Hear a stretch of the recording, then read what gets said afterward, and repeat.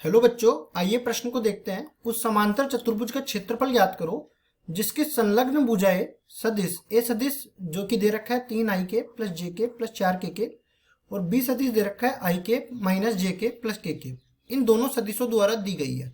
अब देखो, प्रश्न को हल करने से पहले प्रश्न की मुख्य अवधारणा के बारे में चर्चा कर लेते हैं। मुख्य अवधारणा में हमें समांतर चतुर्भुज का क्षेत्रफल निकालना है। समांतर चतुर्भुज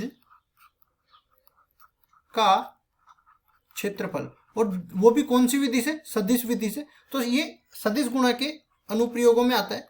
सदिश गुणा के अनुप्रयोग। अब कैसे निकालेंगे? देखो, मान लेते हैं कि अपने पास एक समांतर चतुर्भुज दे रखा है इस तरीके से।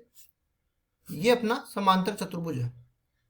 इसकी ये दो संलग्न भुजाएं, ये वाली और ये वाली, इसको मैं ए सदिश से व्यक्त कर देता हूं, इसको मैं बी सदिश से व्यक्त कर देता हूं। और ये दोनों सदिश अपने को दे रखे हैं। तो जो क्षेत्रफल होगा समांतर चतुर्भुज का क्षेत्रफल, जिसको डेल्टा से निरूपित कर सकते हैं, वो ए सदिश और बी सदिश के सदिश गुणा और इसके परिमाण के बराबर होने वाला है। अब चलते हैं जो सवाल में दे रखा है उस पर।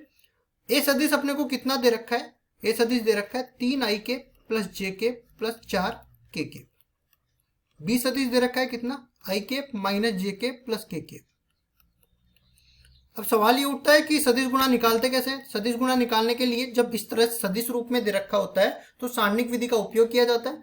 यहाँ पे इसकी पहली पंक्ति तो i केप, जे केप और के केप बन जाएगी। दूसरी पंक्ति में जो ए सदिश दे रखा है उसमें i केप, जे केप, के केप के गुणांक बन जाएंगे 3, 1, 4। और तीसरी पंक्ति में अपने पास आ जाएगा 1 माइनस 1। और ये अपने पास 3 गुणा 3 क्रम की सारणिक तैयार हो गई। अगर मैं सारणिक का मान निकाल लूंगा तो सदिश गुणा का मान मिल जाएगा।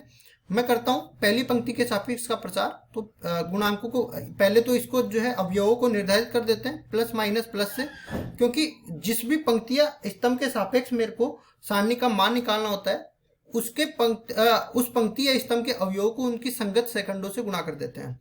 ठीक है, तो इस तरीके से सारणी का मान निकालते हैं। आई केप के साथ इसकी पंक्ति और स्तंभ को छोड़ेंगे, 1 को 1 से गुणा करेंगे, 1 इसमें से घटा देंगे -1 और 4 का गुणा, तो -4 अपने पास हो जाएगा। फिर जे केप माइनस के साथ आने वाला है। इसमें से देखो पंक्ति और स्तंभ को छोड़ेंगे, 3 को 1 से गुणा करेंगे 3 और इसमें से घटा देंगे और 1 और 4 का गुणा, तो माइनस में 4 यहाँ पे हो जाएगा। फिर के प्लस के साथ आएगा और इसमें से देखो पंक्ति और स्तंभ को छोड़ेंगे, 3 को -1 से गुणा करेंगे -3, इसमें से घटा देंगे 1 और 1 का गुणा, तो -1 यहाँ पे हो जाएगा। अब दूसरी तरफ चलते हैं। देखो इसको सरल करते हैं। ए सदिश और बी सदिश का सदिश गुणा किसके बराबर हो जाएगा? आई केप का गुणांक क्या तैयार हो गया? 1 और +4, टोटल मिला के 5 आई केप मिल गया। जे केप का गुणांक देख लेते हैं। जे केप में अपने पास 3 - 4 -1, और -1 को जब माइनस से गुणा कर देंगे तो ये टोटल मिला के कितना बन जाएगा?